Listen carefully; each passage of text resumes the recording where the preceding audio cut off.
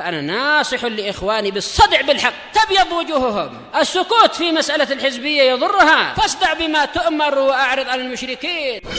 سلامي على دماج ورجالها والشيخ يحيى ودار العلم يا سعد بانيها. Bismillahirrahmanirrahim. Alhamdulillahirabbil alamin wassalatu wassalamu ala rasulihil amin wa ala alihi wa ashabihi ajma'in, amma ba'd. Pada pertemuan yang lalu kita telah mengambil syarat yang ke-8 dari syurutus shalah. Apa itu, Abdullah? Menghadap kiblat. Kiblat kaum muslimin itu kemana? Ke Ka'bah. Tapi sebelum kita menghadap ke Ka'bah, dulu Rasulullah dan para sahabat salat menghadap ke mana, Zain? Baitul Maqdis. Berapa tahun? 1 tahun pas?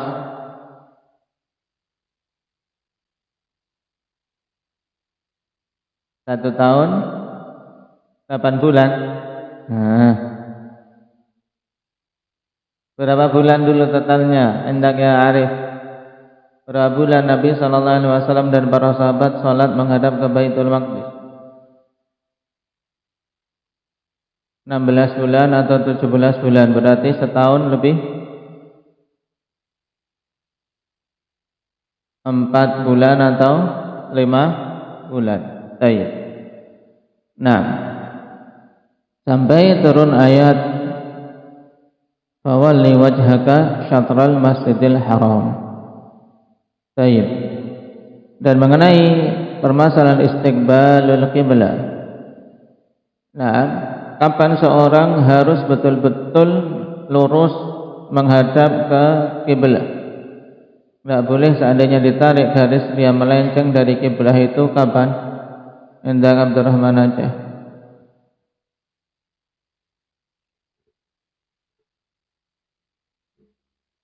Hah?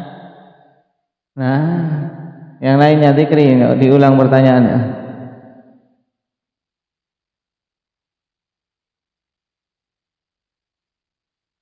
Dekat Ka'bah kalau buta. Nah, ketika dia melihat Ka'bah. Ketika dia melihat Ka'bahnya, maka wajib untuk betul-betul lurus menghadap ke Ka'bah. Terus orang-orang yang tidak melihat Ka'bah atau jauh dari Ka'bah bagaimana hendaknya Jabir?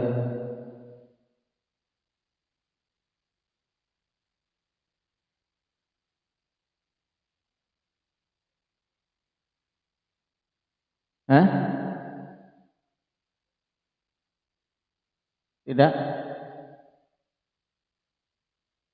Tidak bermudarat jika melenceng sedikit. Berarti yang dituntut harus apa? Menghadap apanya? Ini menghadap ke Ka'bah, Ka'bahnya atau arahnya yang diseret Ka'bah? Arahnya. Ya. Jadi ungkapannya, perhatikan, kalau dia melihat Ka'bah maka harus betul-betul menghadap ke Ka'bahnya. Melihat Ka'bahnya, seandainya ditarik garis lurus maka harus tepat. Nah, jika tidak melihat atau jauh dari Ka'bah, maka yang penting menghadap ke arah yang di situ ada Ka'bah. Sehingga tidak mengapa seandainya melenceng sedikit. Bagaimana ayat, nah, fa aina ma tuwallu fa thamma wajhullah ma bainal masyriqi wal maghribi qiblah, dalam hadis. Sekarang hukum seorang yang salat tidak menghadap kiblah. Perinciannya bagaimana, Akbar? Hukum seorang yang salatnya tidak menghadap kiblah. Dari pembahasan kemarin, simpulkan. Nah, bisa kita simpulkan, akhwan, beberapa keadaan orang yang salat tidak menghadap kiblah. Yang pertama, tidak menghadap kiblah dengan sengaja sejak awal, maka jelas salatnya tidak sah. Nah, sengaja tidak menghadap kiblah. Bahkan dia bisa terjatuh dalam kekufuran karena mengingkari jelas perintah Allah Subhanahu wa taala dan Rasulnya. Kemudian yang kedua, apabila seorang tidak menghadap kiblah karena salah, maka ini dirinci oleh para ulama. Yang pertama, jika dia berada di perkampungan, berada di pemukiman manusia,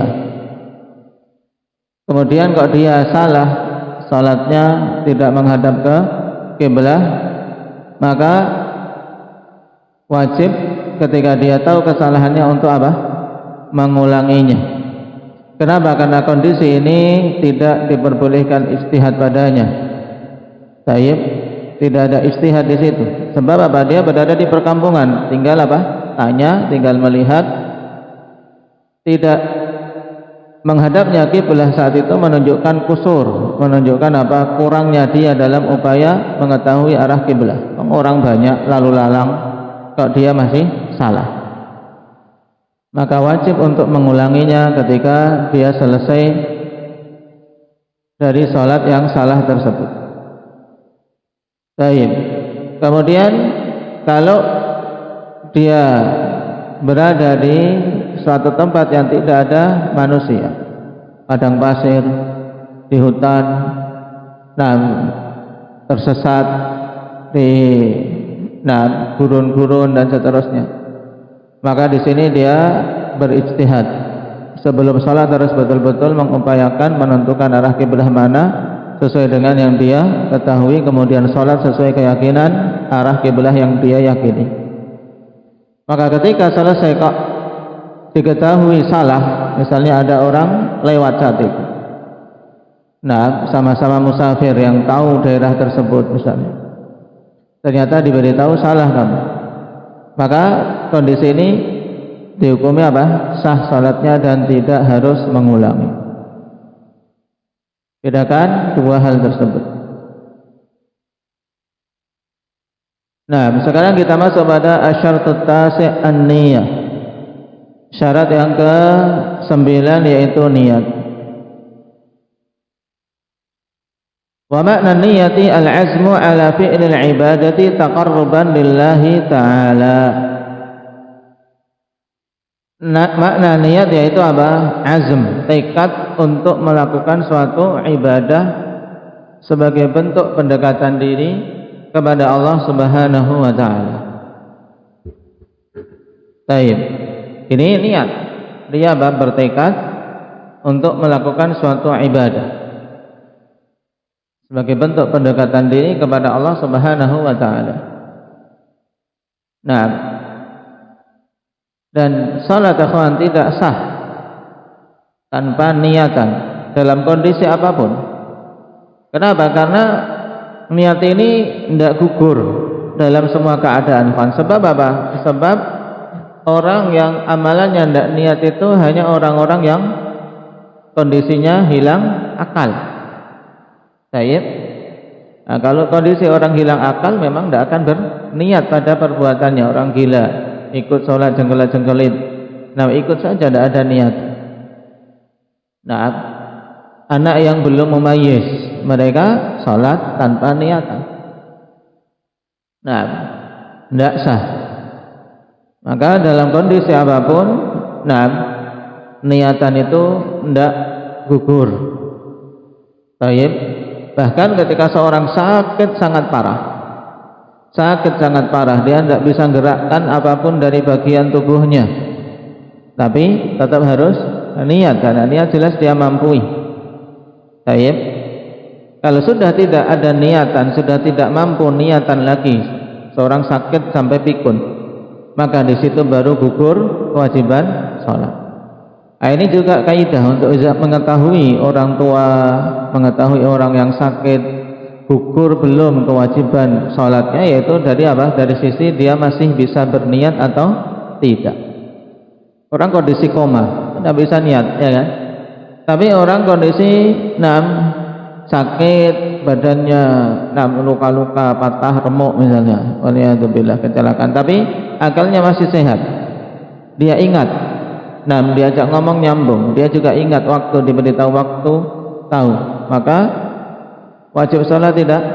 Wajib, walaupun dia tidak bisa apa-apa, kena air juga tidak bisa, kena debu juga tidak bisa, ya sudah, sholat sesuai apa yang dia mampu, sholat. Nah, disuruh sholat, untuk apa sholat? Nah, dia niatkan sholat walaupun tidak bisa gerak apapun, semuanya dengan isyarat. Jadi ini yang menjadi inti pembeda antara yang masih kena kewajiban sholat dan yang tidak. Qala wa mahalluhal qalbu, dan tempatnya niat itu adalah di qalbu, di hati seseorang. Nah, bukan di lisan. Dan ini berlaku pada semua ibadah, bahwasanya ibadah itu niatannya, tempatnya adalah di hati. Makanya kapan saja seorang mengucapkan niat dengan lisannya tapi menyelisihi apa yang di hatinya, maka menjadi patokan niat yang di mana? Yang di hati. Tayyib, niat yang di hati. Nah, tayyib. Ketika dia mengucapkan, lupa misalnya pada orang-orang yang apa? Yang pakai talaffuz bin niyat, yang nanti akan kita ketahui ini bid'ah. Tapi seandainya seorang talaffuz bin niyat terjatuh dalam bid'ah. Nah, saya mengucapkan nawaitu salatan dhuhri arba'a raka'atin fardhan. Nah, makmuman lillahi ta'ala. Ternyata nah, lisannya ingin salat duhur tapi mengucapkannya apa? Salat al-asri. Nah, Allahu Akbar. Tapi dia hatinya niatnya apa tadi? Sejak tadi niatnya salat duhur. Maka yang dipakai yang mana? Yang niat yang di hati. Yang menjadi i'tibar salat yang niatan yang di hati. Baik.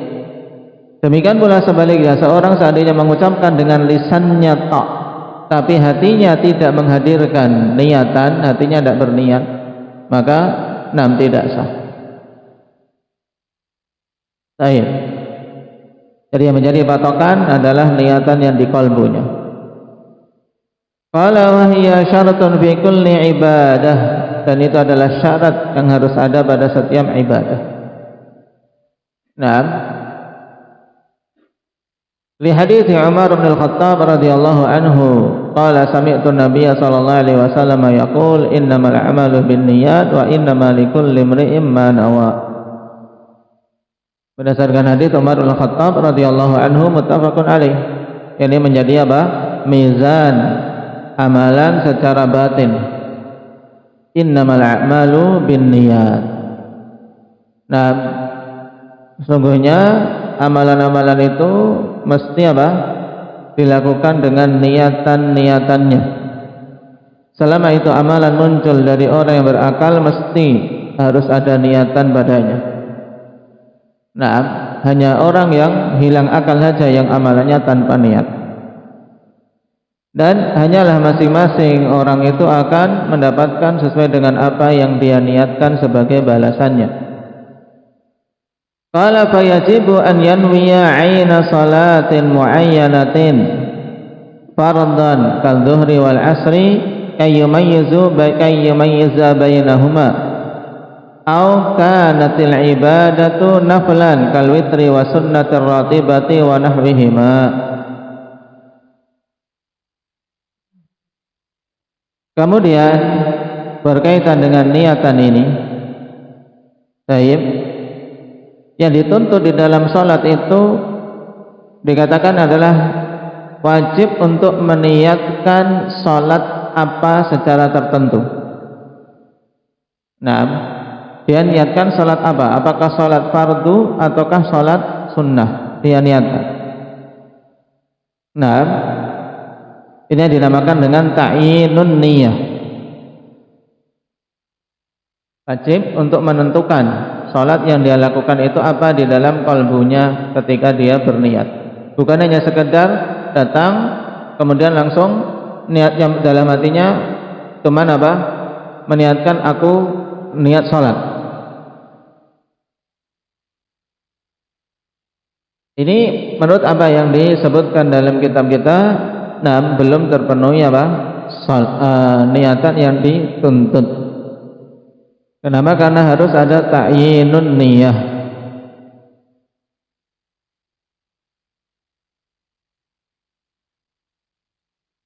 Dan ini merupakan pendapat jumhurul ulama, mempersyaratkan ya ta'yinus shalah bi'ainiha, yaitu menentukan salat secara tertentu apa yang mau dia lakukan. Baik. Di sana ada yang menyelisihinya, kawan, yaitu Syafi'iyah dan sebagian Hanafilah mengatakan cukup, yang penting kamu meniatkan kewajiban pada waktu tersebut. Baik. Yaitu pada waktu itu wajibnya apa? Yaitu dalam hatinya pokoknya aku niat salat yang wajib waktu ini, tanpa menentukan salatnya apa.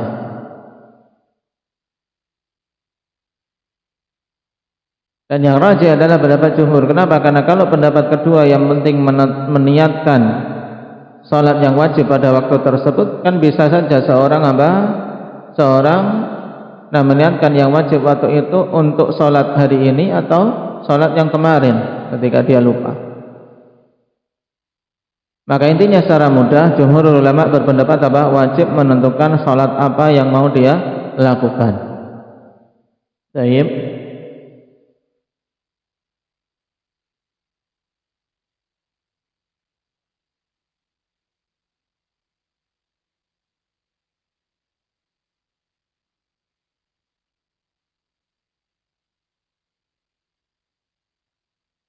Apakah itu salat duhur, salat asar, dan seterusnya. Ketika dia meniatkan, aku dalam hatinya aku niat salat duhur, maka secara otomatis dia sudah meniatkan apa itu salat fardu. Nah,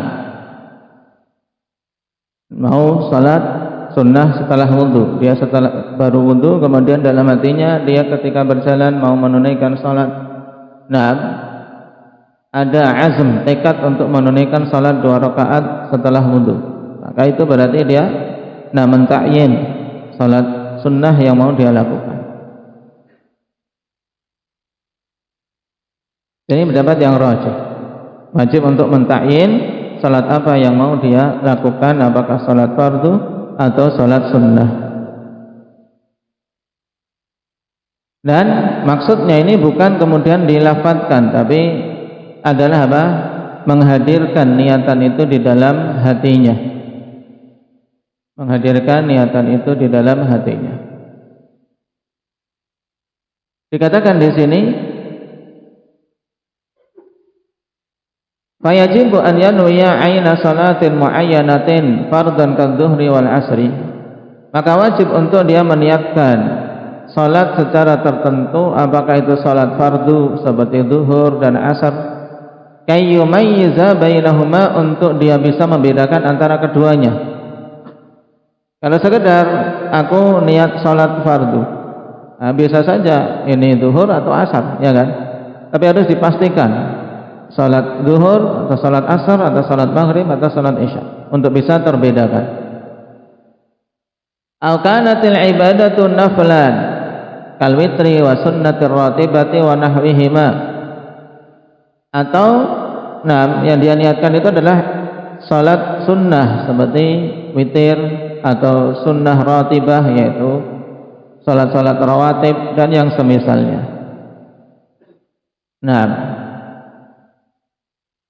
Ini jelas. Fala tushtaratu niyatul fardi bi an yanwiyaha fardan, fayakfi niyatul dhuhri masalan liman arada salatal dhuhri wa hakadha. Kemudian tidaklah dipersyaratkan untuk dia meniatkan ini salat fardu dengan meniatkan bahwasanya aku salat fardu. Paham? Ketika dia menunaikan salat fardu, tidak dipersyaratkan untuk dihadirkan di dalam kalbunya bahwasanya ini salat fardu. tapi cukup untuk meniatkan ini sholat zuhur, ini sholat asar, ini sholat maghrib, itu dihadirkan dalam kalbunya. Kenapa? Karena secara otomatis ketika dia niatkan sholat zuhur, maka itu adalah sholat apa? Sholat fardu, ya kan? Sholat zuhur itu sholat fardu, sholat asar sholat fardu. Nah, liman arada sholat zuhri hakadha, bagi orang yang mau sholat zuhur, dan demikian pula yang lainnya. Kalau orang mau sholat maghrib, adzan maghrib berkumandang, dia wudu, kemudian apa? Berdiri, nah, tayyib, dihadirkan di kalbunya niat sholat maghrib, itu sudah cukup. Nah, kenapa? Karena secara otomatis niat sholat maghrib adalah sholat fardu. Nah, dan sekali lagi yang dimaksudkan di sini adalah istihdarun niyah fil qalb, menghadirkan niatan itu di dalam kalbunya, bukan melafadzkannya. Tayyib.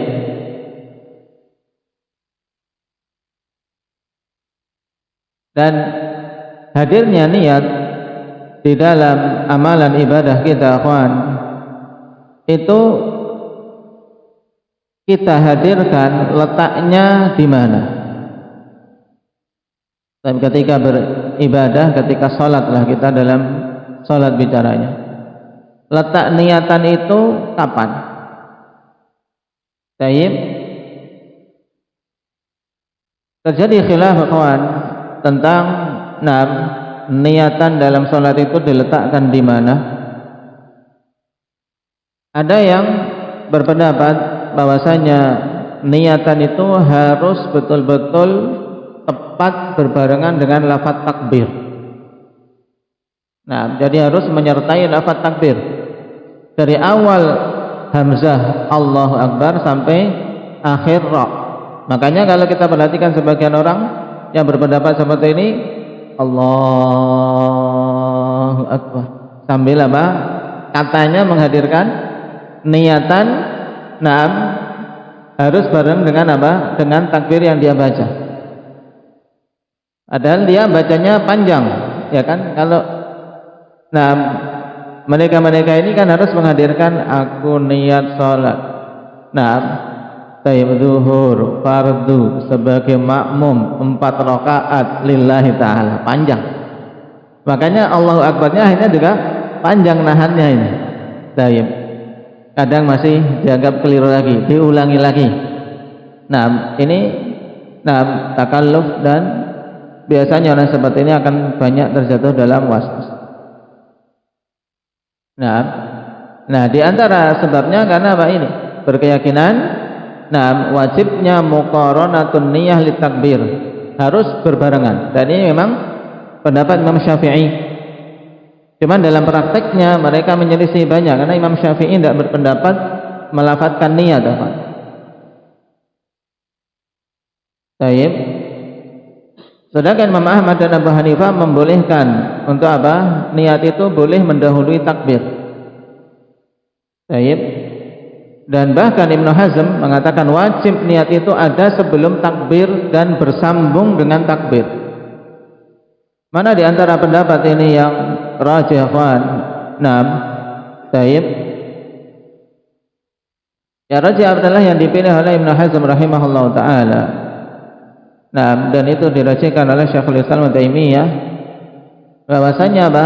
Bahwasanya niatan itu harus ada sebelum takbir, dan bersambung dengan apa? Dengan takbir yang dia ucapkan harus tetap ada. Kenapa? Karena kalau niatan itu ada, kawan, misalnya pas takbir, untuk mengepaskan dengan takbir ini sesuatu yang terkadang sulit untuk diwujudkan. Katanya Syekhul Islam Ibnu Taimiyah, wal muqaranatul masyrutah qad tufassaru bi wuqu'it takbir aqiban niyyah, wa hadha mumkin la su'ubata fihi, bal 'amatun nas innama yusalluna hakadha, wa hadha amrun daruriyyun law kullifu tarkahu la ajazu anhu. Muqaranah yaitu niat itu harus menyertai takbir yang dipersyaratkan ini bisa ditafsirkan maksudnya adalah takbir itu harus diucapkan setelah niat. Kalau seperti ini gampang, dan memang kebanyakan manusia sholatnya seperti itu, takbirnya adalah setelah niat. Ya enggak? Takbir kita mesti sudah apa? Sudah didahului niatan duluan. Kamu wudhu mesti sudah niat. Berdiri ketika di shaf imam meluruskan shaf mesti sudah ada niat, mau niat salat apa. Kecuali orang yang melindur baru ngantuk-ngantuk dibangunkan tidak tahu ini salat apa langsung berdiri saja, belum genap akalnya. Tapi orang yang sudah genap akalnya tahu dia mau salat apa. Baik. Nah, berarti niatan itu sebelum takbir. Baik. Bahkan kalau kita dituntut, pokoknya kamu jangan niat dulu sebelum takbir, kira-kira bisa enggak? Ron, nanti salat asar tapi jangan niat dulu sebelum kamu takbir. Hah? Enggak bisa. Bisa enggak, Fadil? Enggak boleh niat sebelum takbir. Enggak kan bisa. Nah, dengar azan saja, kita wudhu saja, sudah apa? Sudah ada niatan untuk salat asar, ya kan? Masa mau dihilangkan ini, dihapus dari data yang ada di kalbu, mana bisa? Makanya kawan, orang-orang yang salah dalam memahami niat, kemudian mewajibkan talafut bin niat sehingga dibulak-balik, diulang-ulang takbirnya karena menurut dia niatannya belum hadir, ini orang yang terkena perangkap was-was syaitan. Kenapa? Kan niat itu gampang sekali. Niat dalam sisi ini loh, niat dalam masalah ibadah, dalam pembahasan fikih untuk membedakan ibadah satu dengan ibadah lain gampang. Ya kalau dia berakal, tahu yang mau dia lakukan mesti punya niat. Bahkan kalau kita diperintahkan kamu lakukan perbuatan tanpa niat, bisa enggak Dul? Gemblong dulu, gila dulu, jadi orang gila dulu baru berbuat tanpa niat, ya kan? Itu paham? Selama masih punya akal, ya, selama masih punya akal mesti amalannya ada niatannya. Makanya kalau disuruh beramal tanpa niat, berarti itu sama saja dengan perintah suruh gila, ya, perintah suruh gila. Makanya ini yang rajih yang ditegaskan oleh Syekhul Islam Ibnu Taimiyah, intinya harus ada niatan sebelum takbir. Itu jelas. Nah, kemudian apa? Ketika dia bertakbir, dia tidak memutuskan niatannya, maka niat itu tetap bersambung dengan takbirnya dan tetap ada terus sampai akhir salat. Baik.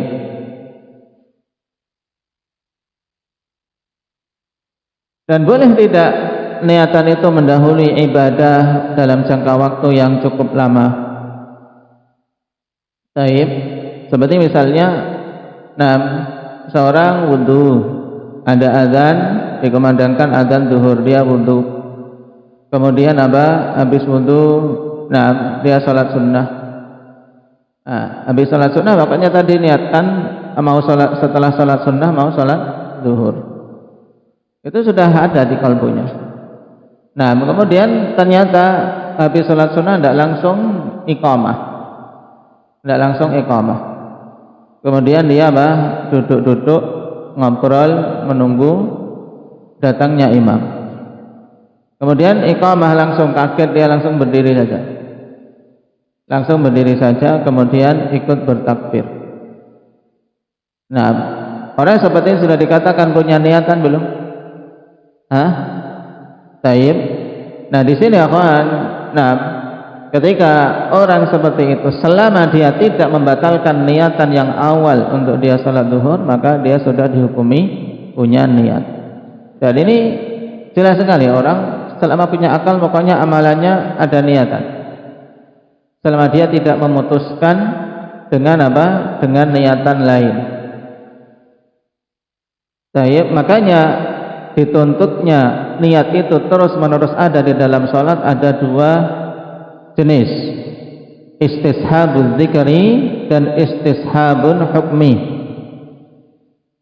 Istishab dzikri ini dituntut untuk ngingat terus. Namanya apa? Istishabun dzikri. Nah, dia niatan itu harus terus-menerus diingat. Ini kita tidak diwajibkan. Karena kalau harus menerus mengingat tiba-tiba lupa, ini batal. Nah, ini kita tidak dibebani seperti itu. Sedangkan yang kedua istishabun hukmi. Secara hukum niatnya masih ada. Ini yang kita apa? Dibebani. Berarti selama dia tidak meniatkan untuk membatalkan amalan dia, maka tetap dihukumi niatannya ada. Paham? Namanya apa tadi ini Abdurrahman Munah? Istishabun hukmi. Ya, diingat itu. Baik. Qala wa tanqasimun niyah, kita kembali ke kitab. Wa tanqasimun niyatu ila qismain, dan niatan itu terbagi menjadi dua jenis. Nah, yang pertama niyatul ma'mulillah bihaitsu takunu iradatuhu ibtigha'a wajhillahi azza wajalla. Yang pertama niatan amalan itu untuk siapa? Nah, di mana keinginannya dalam amalan tersebut adalah semata-mata untuk mengharapkan wajah Allah Subhanahu wa taala. Nah, inilah yang dituntut ikhlas. Niyatul ma'mudillah, niatan amalan itu untuk dia, yaitu untuk Allah Subhanahu wa taala. Nah, niatan ini kaitannya dengan pembahasan tauhid. Itulah yang dimaksud dalam ayat wa ma umiru illa liya'budullaha mukhlishina lahuddin. Niatan yang ibadah itu diserahkan kepadanya. Nah, inilah yang diucapkan oleh para ulama, ini sulit. Paham? Niat itu sulit atau gampang? Kalau yang dimaksud adalah niyatul ma'mulillah, maka ini sulit untuk kita menatanya. Karena harus ikhlas, harus berjuang, banyak sekali godaan dan yang memalingkan. Kemudian yang kedua niyatul amal. Niat amalan ini apa? Niat perbuatanku ini perbuatan apa? Aku melakukan satu perbuatan ini niatannya apa? Apakah ini sholat fardu, sholat sunnah, puasa? Kalau puasa ini puasa fardu atau puasa sunnah?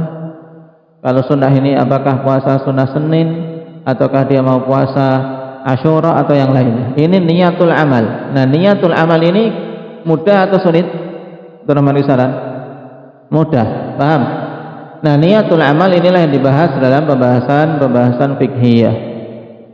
Nah, faniyatu fi salat tufarriqu bainal fara'idhi wan nawafil. Niat di dalam salat itu membedakan antara salat-salat yang fardu dengan salat-salat yang sunnah. Wa baina anwa'il fardhati wa anwa'in nafilah, dan juga niatan ini membedakan antara jenis-jenis salat fardu dan jenis-jenis salat sunnah. Nah, kita bisa membedakan amalan-amalan itu dengan niatan. Dan juga akhwan, sebelum itu dengan niatan kita bisa membedakan antara perbuatan yang sekedar kebiasaan dengan yang berupa ibadah. Seperti misalnya mandi.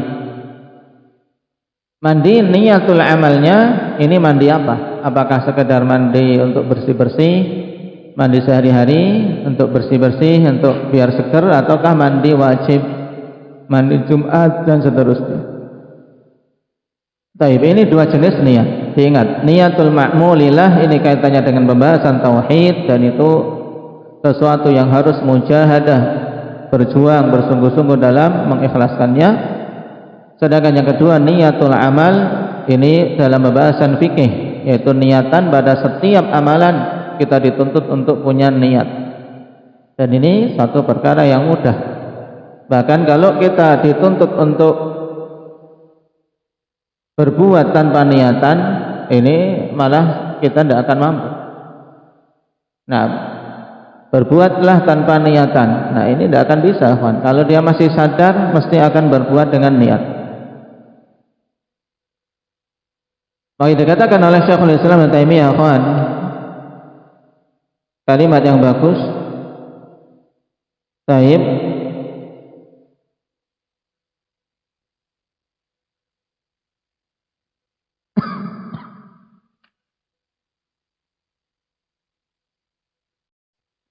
An-niyatu tatabbu'ul ilmi, faman 'alima ma arada fi'lahu faqad nawahu. Ini kalimat ini ringkas tapi kalau seorang betul-betul paham maka tahu kejahilan mereka-mereka yang mempersyaratkan talaffuz bin niyat. Taib. Kata Syekhul Islam sebagaimana dalam kitab Ikhtiyarat, an-niyah tatabbu'ul ilmi, faman 'alima ma arada fi'lahu faqad nawah. Niat itu intinya adalah apa? Adalah adanya pengetahuan yang mau dia lakukan. Maka siapa saja yang tahu perkara yang mau dia lakukan apa, mesti dia sudah meniatkannya. Paham? Antum tahu ketika ke tempat wudu, mau berwudu untuk sholat, maka apa? Dia telah meniatkan. Saya tahu ke tempat minum itu, ambil gelas, kemudian menuang air, mesti dia sudah niat mau apa? Mau minum atau mau nyiram temannya, mesti ada di hatinya sudah, ya kan? Nah, dia ke situ mau nyiram temannya yang tidur misalnya, itu sudah meniatkan. Baik.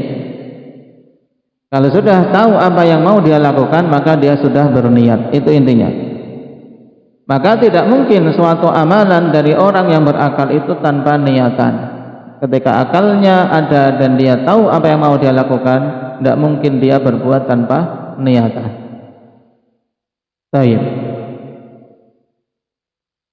Makanya di sini tanbih, wa talaffudzu bin niyati bid'atun muhdatsatun fid din. Dan melafazkan niat di dalam agama ini merupakan bid'ah yang diadakan di dalam agama. Dan ini bukan bid'ah hasanah, akan tapi sebagaimana keumuman bid'ah, yaitu dhalalah. Melafazkan niat walaupun tidak dikeraskan. Kenapa?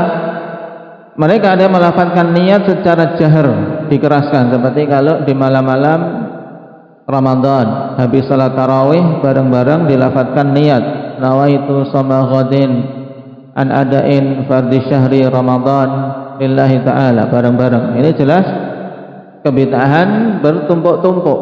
Ya sudah talaffuz niatnya, kemudian mengeraskannya, kemudian jamaahnya. Tayyib. Demikian pula seandainya melafadzkan niat tapi secara sir, seperti pada sholat kebanyakannya dia lafadzkan nawaitu usolli dan seterusnya. Nah, bahkan sebagian orang waliyadzubillah, karena apa? Dibebani seperti ini ketika disuruh sholat sunnah duha belum bisa niatannya. Ini kan jahil, karena kejahilannya belum bisa niatan. Itu nanti kalau habis tawaf kemudian sholat 2 rakaat di belakang makam Ibrahim, niatnya apa? Ya sudah, sholat sunnah 2 rakaat, ketika selesai tawaf niatkan sholat sunnah, selesai tawaf. Terus lafadznya gimana? Bingung lagi, tidak perlu dilafadzkan. Nah, seorang sudah tawaf kemudian bergerak ke arah makam Ibrahim, kemudian sholat di belakangnya, sudah tahu apa yang mau dia lakukan. Ya intinya sholat 2 rakaat. Nah, setelah apa? Setelah tawaf, untuk mencontoh Nabi SAW. Itu cukup di hati. Baik. Dan Syekhul Islam membantah dengan tegas hal ini. Kenapa? Karena tidak pernah dinukilkan dalam satu hadis pun tentang apa? Tuntutan untuk melafadzkan niatan. Dan masalah talaffuz bin niyat, ikhwan, masyhur di kalangan mazhab Syafi'iyah, yang pada hakikatnya sebenarnya mereka salah dalam memahami perkataan Imam Asy-Syafi'i. Tapi dan ini penting untuk ditegaskan.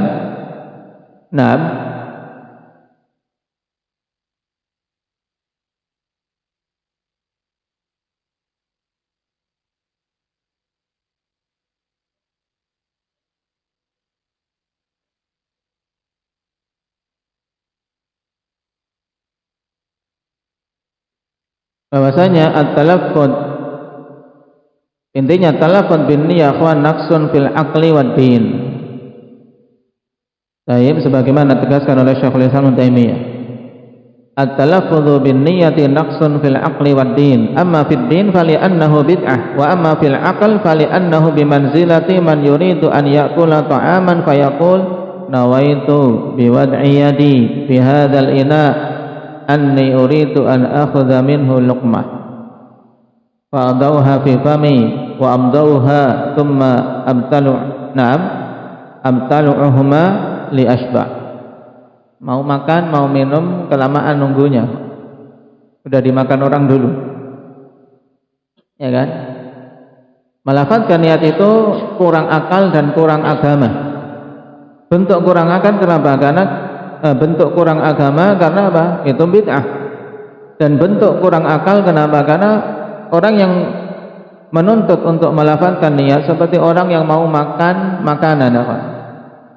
Duduk, temannya sudah berada di hadapan makanan, kemudian dia mau makan, dia lafadzkan, aku meniatkan untuk meletakkan tanganku di nampan ini untuk aku ambil satu suapan, kemudian aku letakkan di mulutku untuk aku kunyah dan aku telan agar aku kenyang baru makan.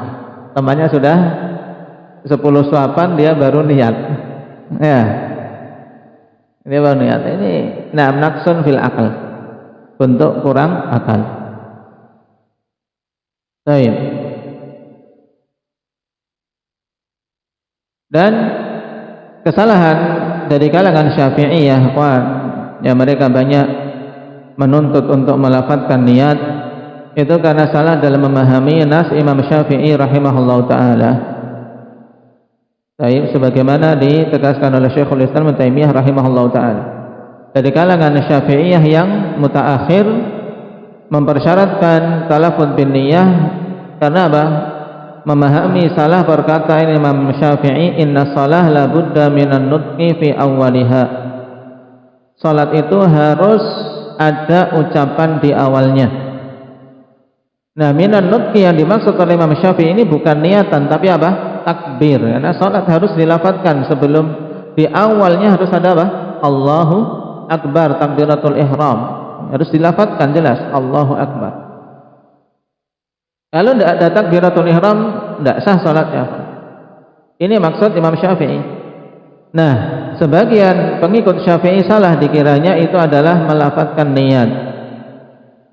Dan disebutkan oleh para ulama yang keliru dalam memahami Syafi'i ini kemudian diikuti oleh kalangan Syafi'iyah setelahnya, namanya adalah Abu Abdillah Az-Zubairi.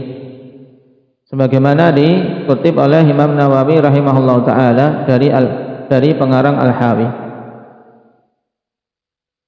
Baik. Jadi Abu Abdillah Az-Zubairi inilah yang salah dalam memahami nas Imam Syafi'i, dikiranya ketika sholat itu harus melafadzkan niat. Padahal yang dimaksud adalah apa? La tasihhu illa bin nutqi.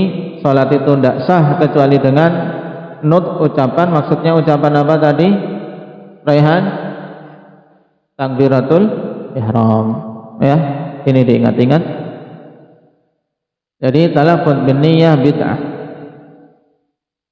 Wallahu taala alam, walhamdulillahirabbil alamin.